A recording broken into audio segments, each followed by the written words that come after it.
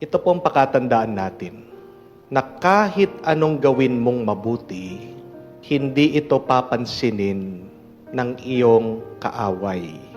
Na kahit anong gawin mong maganda, hindi mo mapapasaya ang mga ayaw sa iyo. Kahit na gawin mo na yung the best, kahit na mag-effort ka, kahit na magparaya ka, dahil hater mo sila, wala silang makikitang mabuti at maganda sa iyo. Kamumuhian at kamumuhian kanila. Pero ito naman po ang good news. Minsan sa ating mga kaibigan naman at mga taong nagmamahal sa atin, kahit na hindi ka mag-effort, kahit na hindi mo gawin yung the best mo, mamahalin at mamahalin kanila. We can never please our haters, even if we are already doing our best. But what matters most is that even if you could not do your best for your supporters, for your loved ones, for your friends, whatever you do, you are the best. It is because they accept you. It is because they love you. Minsan kasi, ito yung ginagawa natin sa ating sarili. Sinasaktan natin ang ating sarili. How? By always listening to the criticisms and judgments of our critics, of our haters, of our enemies. At alam niyo po kung ano yung nagiging epekto nun? Pag palagi mong binibigyan ng panahon, oras, at iniisip yung sinasabi ng mga masasama sa iyo, you become paralyzed in life. You stop on your track. You are unable to move on. And sometimes, you are unable to produce good things in your life. Dahil lang sa pakikinig mo, dahil lang sa pag-iintindi mo, dahil lang sa palagi mong pinuprove ang sarili mo dito sa mga taong ayaw sa'yo. Stop that. Tigilan po natin itong sakit na binibigay natin sa ating sarili. Masama nga sila sa iyo eh. Hater mo nga sila eh. Kaaway mo nga sila eh. Kahit anong gawin mo, it will never be enough for them. So, anong magandang gawin? Just do your best. Gawin mo kung ano yung sa tingin mo nararapat, mabuti, maganda, at pabayaan mo yung mga tao na nagmamahal sa iyo ang mag-appreciate sa iyo. Pag ganito yung attitude natin sa buhay, makikita mo na araw-araw magkakaroon ka ng lakas.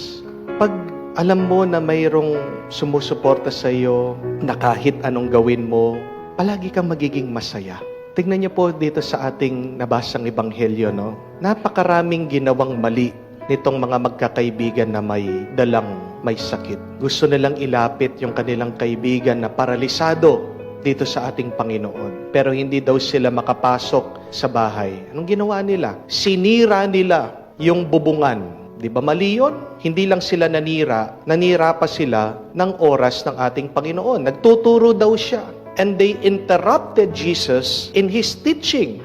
Pero kahit na nanira na sila, kahit na nag-interrupt na sila, hindi po nakita ng Panginoon yung kanilang mga pagkakamali. Iba yung nakita ng ating Panginoon. Ang nakita niya, yung malasakit na mga magkakaibigan dito sa kanilang kaibigan na may sakit. Ang nakita ng ating Panginoon, yung kanilang pagmamahal sa kanilang kaibigan. At ang nakita ng ating Panginoon ay ang kanilang pananampalataya. Kahit na meron silang ginawang pagkakamali, bakit ang nakita ng ating Panginoon ay yung mabuti? Kasi ang ating Panginoon ay pagmamahal. Jesus is love. And when you love, you cannot help but only see good things. The good effort of people. Sa kabaliktaran naman, itong mga skriba at pariseyo, anong nakita nila? Bakit daw nagpapatawad ang ating Panginoon? Kalapastanganan, blasphemy, sabi po nila. Meron na ngang magandang nangyayari, meron na ngang gumagaling, meron na ngang paralisado na naibabalik ang kanyang lakas. Pero tingnan niyo po, nakahanap pa rin sila ng butas. Nakakita pa rin sila ng masama. Why is that? Kasi masama ang nasa puso nila. At tandaan po natin yan. Pag may masama sa puso mo, kahit na anong maganda na nangyayari sa buhay mo, wala kang makikitang mabuti. Because your vision is clouded by that bad and evil thoughts that you have put in your heart. Alisin mo yan. Dahil yan ay nakakasakit sa iyo at sa ibang tao. Virus yan. Anger, judgment can spread. Pag meron ng tao na ganyan sa buhay natin, i-quarantine natin, i-lockdown natin, layuan muna natin kesa sa mahawa ka sa kanila, kesa sa maparalyze ka sa kanila. Mas maganda lapitan mo yung mga taong nagmamahal sa iyo. Regain your life once again. Draw strength and courage from them, from their love, from their support. Judgment, anger, paralyzes. It stops us in the track of life. Maninigas ka, manghihina ka, pag palagi ka dyan nakikinig sa paglalait, paghuhusga ng ibang tao.